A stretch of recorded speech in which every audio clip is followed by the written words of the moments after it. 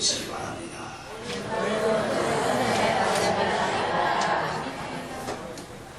하나님은 상한 갈대를 꺾지 않습니다. 꺼져가는 심지를 끄지 아니하십니다.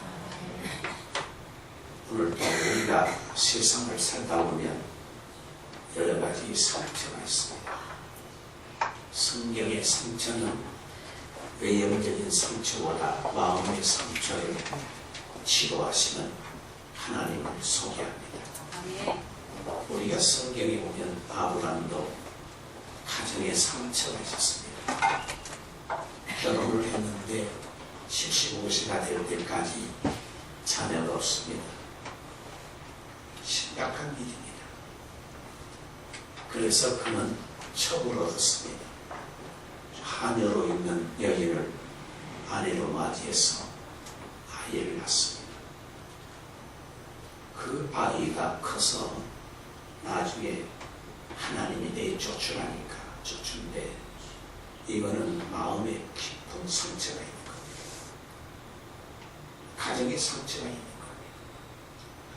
그런 하나님께서 그 아브라함을 부르셔서 고쳐주시고 치료해 주시고 또 사라에게서 이삭을 낳게 하시고 하나님께서 축복의 조상으로 믿음의 조상으로 사용하신 줄 믿습니다. 아멘. 상처보다 더 중요한 것은 하나님이 고치신다는 사실. 하나님은 치료하시는 분이에요. 그래서 여호와 라파의 하나님, 우리 하나님은 오늘도 우리의 심령을 고치시고 육의 병을 고치시고 우리의 인격을 고치시고 하나님께서 역사하시는 귀한 역사가 함께 하신 줄 믿습니다. 성경에서 야곱은 아버지를 속이고 또는 아버지, 형님을 속였습니다. 하나님은 그 대가로 20년간 머슴살이라 했습니다. 머슴살이가 나쁜 건 아닌데 세경을 10번이나 받지 못합니다.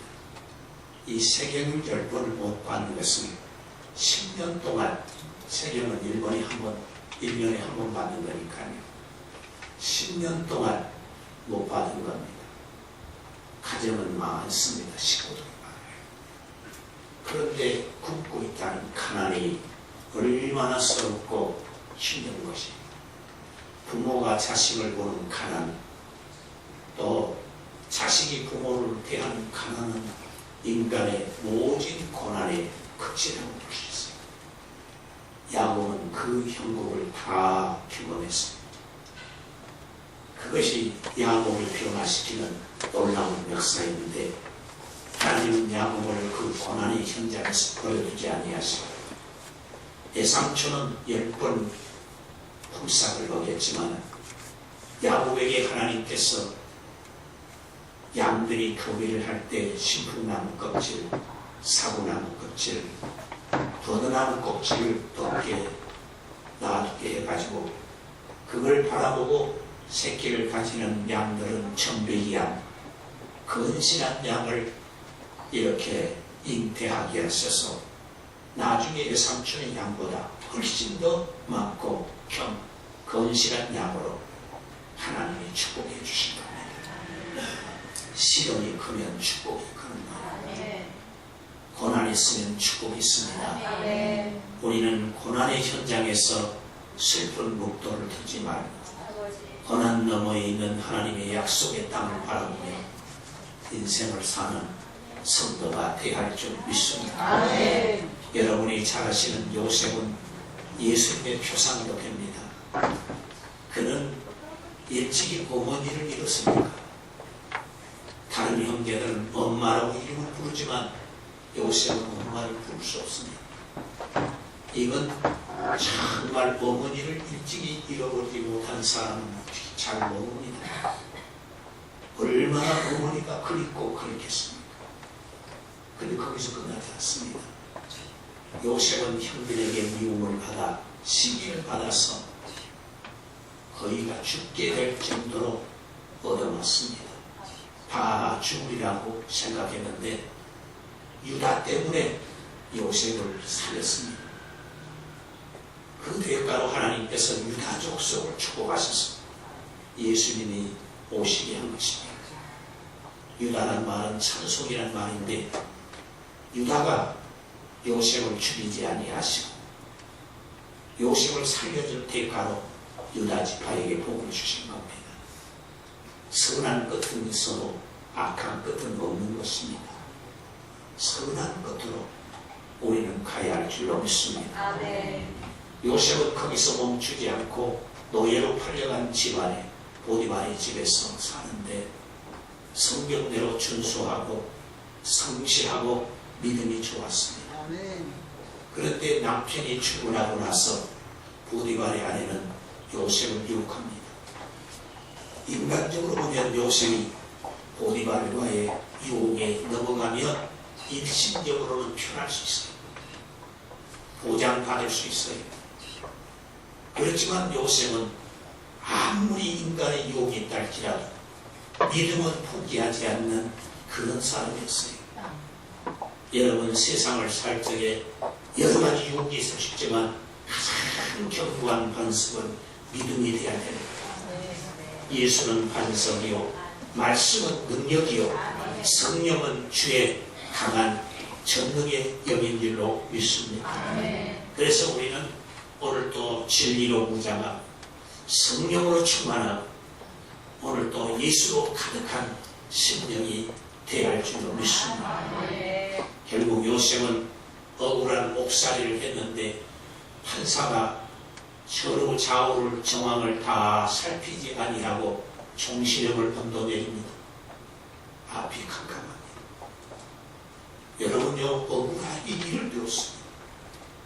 자기가 잘못한 것도 하나도 없는데 10년도 아닌 종신형을 얻어왔습니다. 얼마나 상처가 깊겠어요.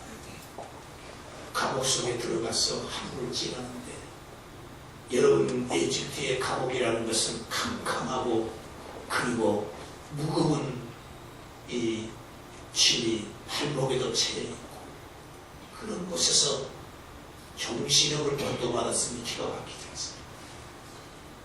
하나님은 살아계십니다. 인간은 보지 못해도 하나님은 보고 계십니다. 하나님은 우리의 모든 것을 살피시는 전지전능하신 주님인 줄 믿으세요.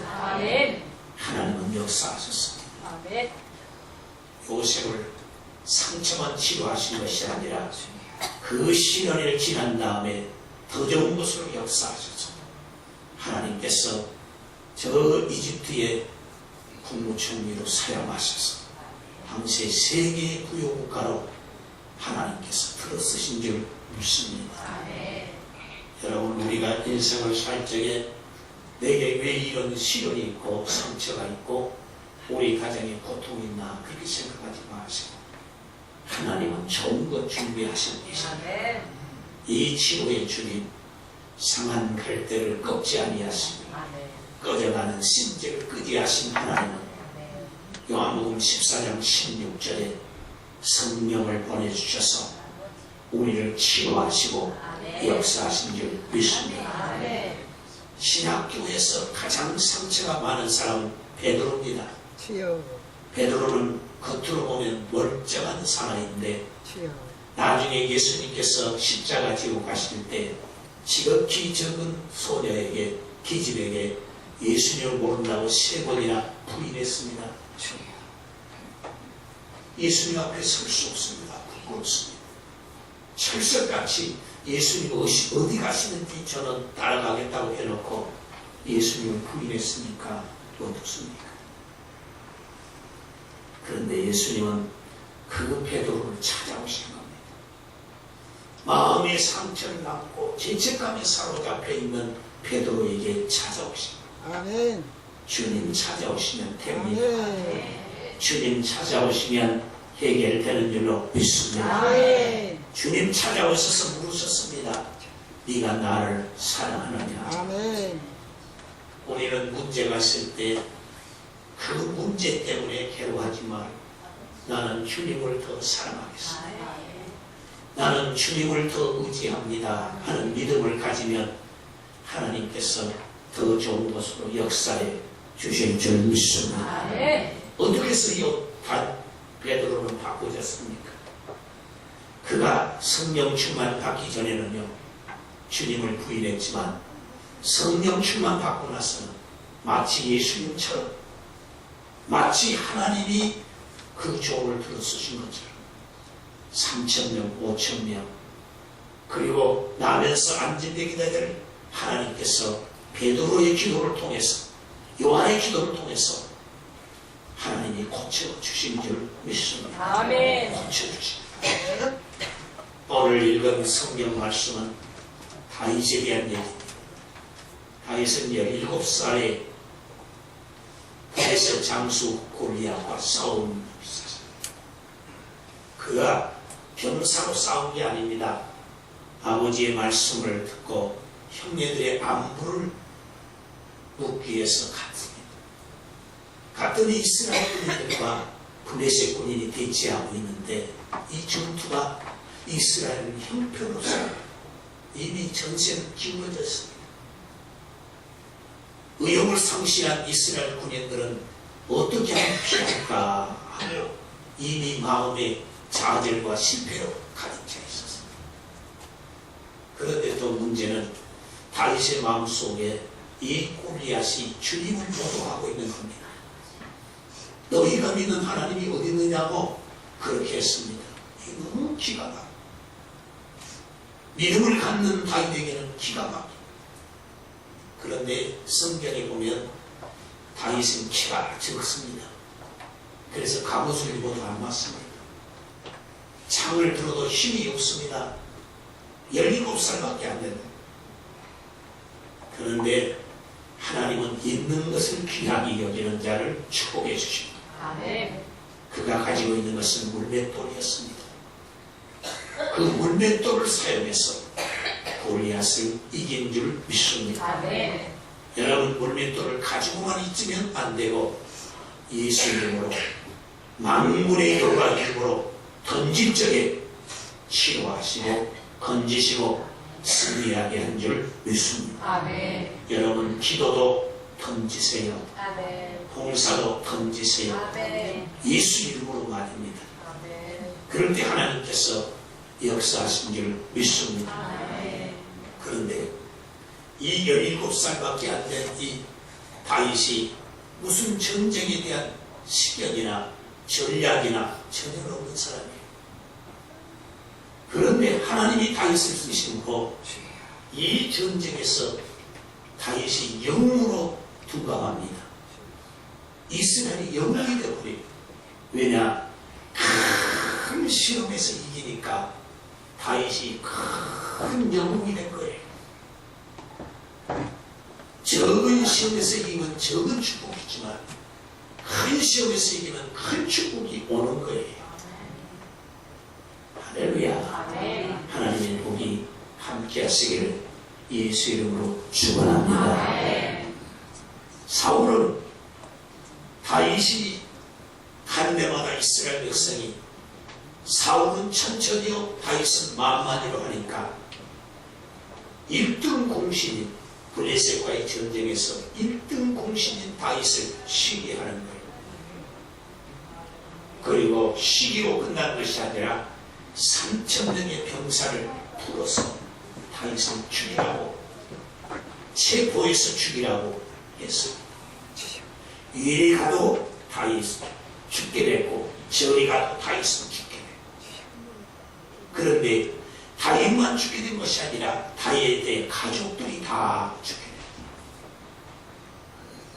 됐고, 이런 가운데 다윗을 따르는 사람들이 400명이 있습니다.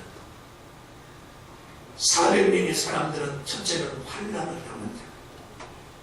여기 가도 환난을 당하고 저기 가도 환난을 당하고 환난을 당한다. 두 번째는 어떤 사람이냐? 오늘 여기 2절 말씀에 보니까 가난한 자다. 세 번째는 빚진 자다. 전부가 뭡니까? 요즘으로 말하면 노숙자다. 그리고 빚더미에 앉은 사람, 그리고 전과자들. 이런 사람들이 다윗에게 와가지고 우리를 살려달라 피해서 다니는 다윗에게 이 사람들이 다윗을 모였는데 그 수가 400명. 제가 이 말씀을 준비하면서 새벽에도 기도하고 저녁에도 기도하고 꿈속에서 3번 설교를 이 설교를 했습니다. 뭐라고 하나님 설교해야 되느냐고 오늘 새벽도 물었더니 하나님이 제 꿈속에 보여주셨어요. 그런데 오늘 성경 말씀 보니까 다윗에게 몇백 명이 거기 추동하는 공동체가 있었다고요? 400명.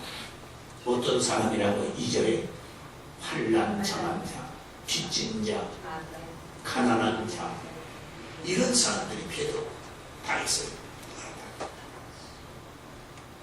다윗은 이들을 잘 한번 생각해 보세요. 집이 있습니까? 다윗이 이들을 거치하고 이들을 식사를 한번 준비해서 먹인다고 생각합니다. 먹이겠죠 당연히. 이들은 사나운 사람들입니다. 거기가. 왜냐? 환난을 당하고 빚지고 가난하고 있기 때문에 환난을 당한 사람.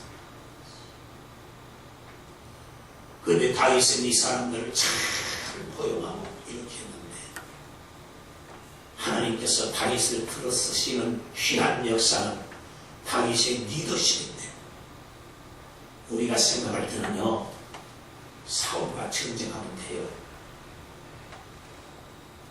사울하고 한번 붙어보면 됩니다. 내가 뭐가 잘못했어? 전쟁에서 당신을 위해서 싸워줬는데 당신이 나한테 이럴 수 있어? 얼마든지 할 수 있어. 그러나 오늘 성경 말씀에 다윗이 이 400명을 거느리고 어디에 숨어 있다고요? 아둘람 굴에 여러분 아둘람 여러분 굴에 400명이 같이 산다는 거 이게 이 보통 사건이 아니잖아요. 거기서 숨어 있는 거예요. 우리 같으라면요 사울 죽일 수 있습니다. 그런데 죽이지 않습니다. 왜요? 첫째는 기름 부음 받은 자지만 두 번째는 다윗이 그때 사울을 죽였다면 다윗은 베냐민 지파입니다. 아무리 통일 왕국을 다윗이 이루었다 할지라도 베냐민 지파는 다윗의 원수가 됩니다. 왜요? 자기 지파의 수뇌군 사울을 죽였으니까 다윗은 평생 사울과 원수지간이 됩니다. 그러면 다윗이 왕국을 이뤘다 할지라도 베냐민 지파는 대단한 지파입니다. 바울도 베냐민 지파의 출신이에요. 그래서 이 베냐민 지파를 그대로 두면 다윗은 행복하지 않습니다. 그런데 다윗은 하나님의 뜻을 기다리고 이 베냐민 지파 사울을 죽이지 않습니다. 그런데 하나님은 어떻습니까? 하나님이 죽입니다. 사울을 블레셋 전투에서 하나님이. 그래서 다윗은 어떠느냐? 첫째는 이런 전쟁 속에서 피해 아둘람 골짜기에 피해 다니면서 내 부모를 안전하게 보호해야 된다. 부모를 귀중하게 여기 3절 말씀을 보시기 바랍니다. 오늘 본문 말씀 3절에 뭐라고 말씀합니까? 같이 한번 지금 떴으니까 읽어보실까요? 시작. 다윗이 거기서 모압 베스에 가서 모압 이르되 하나님이 나를 위하여 어떻게 하시니 내가 알기까지는 나의 몸으로 와서 당신을 함께 자기가 지금 피해 다니면서 피난당하고 언제 목숨이 끝날지 모르지만 내 부모는 완전히 해야 되겠다.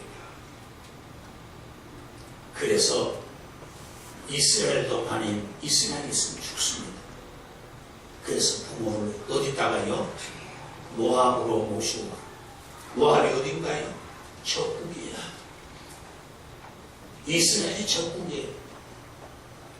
그런데 다윗이 생각할 때는 모압의 왕이 사울보다는 우리 부모를 완전하게 지켜줄 수 있다, 이렇게 생각합니다. 그래서 가서 설득을 시킵니다. 우리의 중조부는 바로 누시인데, 또 고향이 모압인데, 지구로 말하면 요르단인데, 이 요르단에 나도 요르단에 피가 흐르고 있습니다. 다윗이 그렇게 부릅니다. 우리 부모를 부탁합니다. 전쟁 속에서도 자기 부모를 부탁한 거예요. 늙으신 부모인데 지금 현재 400명을 부양하는데도 어려운데 눈코 뜰 수 없는데, 그리고 목숨이 태우는데 그 부모를 자기 나라도 아닌 타국에 가서, 또 왕에게, 가장 안전한 것은 장군도 아니고 평민도 아니고 왕이잖아요. 왕에게 부탁하는 거예요. 이게 중요해요. 여러분 행복하려면 가정이 중요하고 부모가 중요하고 부모를 기준히 여겨야 복을 받습니다. 아멘. 성경 그래요. 내 부모를 공경하면 네가 땅에서 장수하고 잘 되리라. 아멘. 믿으시길 바랍니다. 아멘. 부모를 기준히 여겨야 돼요. 두 번째는 무슨 일이 벌어집니까? 4절 말씀해 보니까 4절, 어떤 환경 속에서 다윗은 가정을 기준히 여기는 거예요. 가정. 따라합시다. 가정을 기준히 여기자. 가정을 기준히 여기자. 어떻게 기준히 여기죠? 3절 말씀에 보면 다윗은 이렇게 말합니다. 내가 지금 고통당하고 이렇게 하는 것은 뭐라 했어요? 3절에 이렇게 말합니다. 3절 말씀 보면 이렇게 말합니다.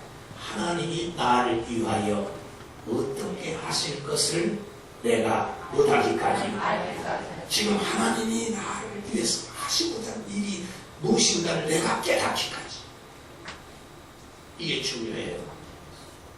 하나님이 나에게 지금 하시고자 하는 일이 있단 말이에요. 다시 인간적으로 생각하면요, 아, 내가 골리앗을 이긴 사람이야. 자기 경력을, 자기 업적을 자랑할 수 있어. 오늘 성경이 뭐라 했습니까? 하나님이 나를 위하여 어떻게 하실 것을 내가 알기까지. 하나님이 나를 위해서 어떻게 할까? 그래서 다윗은 어떠느냐? 가정을 소중히 여기는 거예요. 여러분, 우리가 이 세상 살면서 귀중한 공동체는 교회와 가정이에요. 교회는 예수님의 몸이고, 교회가 있으니까 가정이 있는 겁니다. 예수님 그랬잖아요. 나는 포도나무요, 너희는 가지. 가지가 포도나무에 붙어있지 않으면 어떻게 되지요? 말라질 정도예요. 모든 것이 중단되는 거예요. 공급이 중단돼요. 그래서 가정을 소중히 여기니까 자기 나라도 아닌 이웃 나라, 지금도 그 나라는, 지금도 요단과 이스라엘 나라는 요단강을 경계로 해서 탱크가 그 이스라엘 향해서, 요단의 탱크가 이스라엘 향해서 향하고 있어요. 그런데도 그는 가정을 소중히 여기는 거예요. 가정은요, 혼자 자란다고 된 게 아니에요. 아내만 살림을 잘해서 된 게 아니고, 남편도 누구 잘못이 아니라 가장 중요한 가정은 내가 먼저 하는 것이 중요하다. 누가 잘못했다고 해야 내가 먼저 하는. 그리고 가정의 가장 중요한 건 사랑이에요. 사랑. 교회도 예수님을 중심한 가정이고, 적은 천국이고, 가정은 사랑의 궁극이죠. 모두가 같이 자라, 같이. 가정은 행복의 주님이 주시는 아름다운 거처인 줄 믿습니다. 아멘. 세상에 어려움을 당할 때 제일 위로받는 곳은 가정입니다. 약할 때 가장 존귀해주고 감싸주는 것은 가정입니다. 가정을 기준이 여겨요. 성경 보세요. 노아는 아무리 어려운 시기 하나님이 세상 인간 지었음을 한탄해도 자기 가정은 구원하려고 애를 쓰죠. 노아의 8식. 성경은 뭐라 씁니까? 주 예수를 믿으라. 그리하면 너와 내 무엇이 집이 구원을 받았다. 아멘. 그래서 여러분 가정에 내 부모, 내 가족 소중한 줄 믿습니다. 아멘. 자녀들도 그렇습니다. 내 자녀만 아니라 하나님의 자녀입니다. 하나님은 우리 가정에 준 자녀. 이 자녀들을 하나님이 주셨으니까 하나님의 방법으로 저들이 자라야 행복해지는 줄 믿습니다. 아멘. 그런데 세상의 방법으로 크니까 어떻게 되겠어? 거꾸로 하는 거예요. 그 다음에 세 번째는 다윗에게 하나님이 하신 말씀. 네가 시련의 현장으로 가거라. 너를 상처 주었던 상처를 준 곳으로 가거라. 5절에 그렇게 말씀합니다. 같이 한번 읽어보실까요? 시작. 선지자 다시 나에게 이르되 이 요새의 집 말고 떠나 네가 땅으로 들어가라. 아이시 떠나 헤레 족속에 이르리라. 다윗이 제일 가기 싫은 사건이 유다 땅입니다. 거기는 누가 있어요? 사울이 있어요.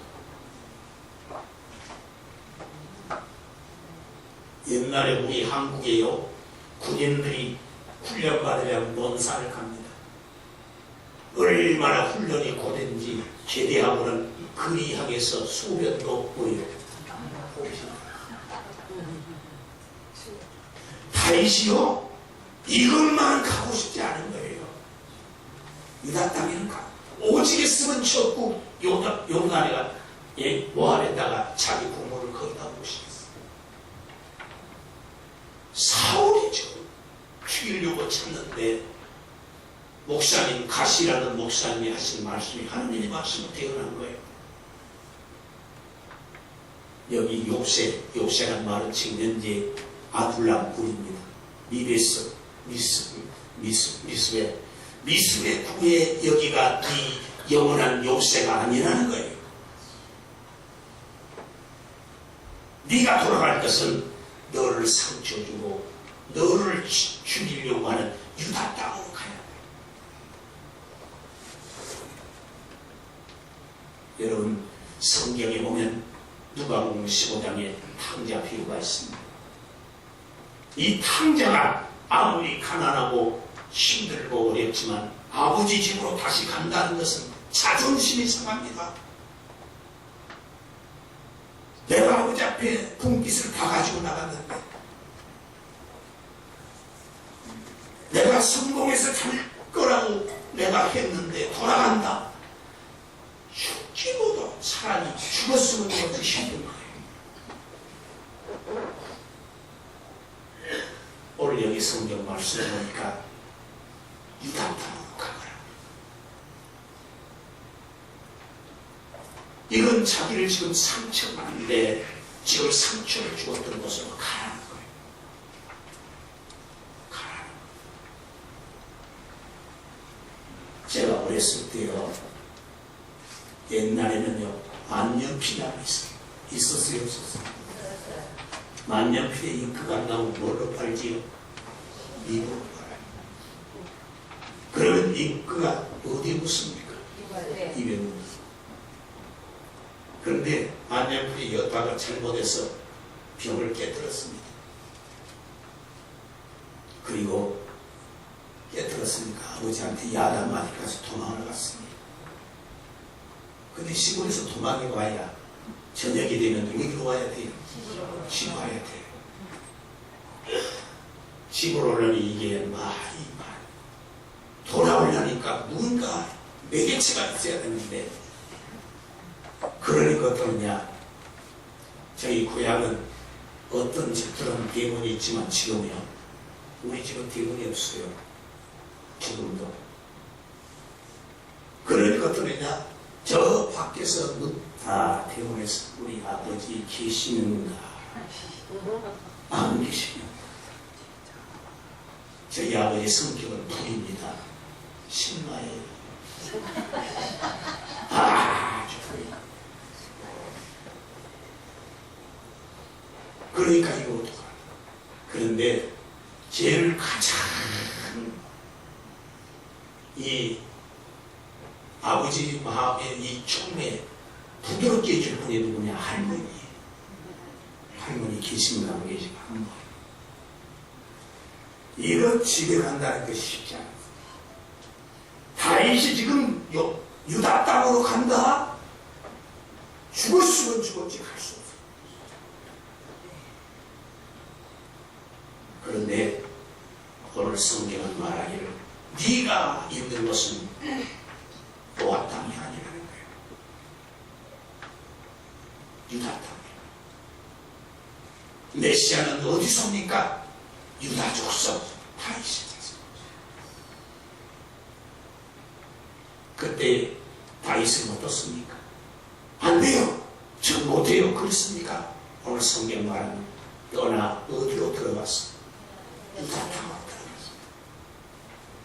어디 있습니까? 숲으로 안에 있어. 숲으로 안에. 이제는 굴도 없습니다. 이 숲으로 안에 있어. 400명의 걸음이. 인생을 살 때 여러분 상처난 것은 아무리 상처나도 주의 품에 돌아왔어. 어서 돌아오라고 주님이 하십니다. 싸매 주시고 치료해 주시고 보듬어 주시는 주님의 품에서 우리는 위로받고 치료받고 행복한 역사가 있기를 예수 이름으로 축원합니다. 기도하시겠습니다. 하나님 우리 아버지, 우리는 시련과 상처와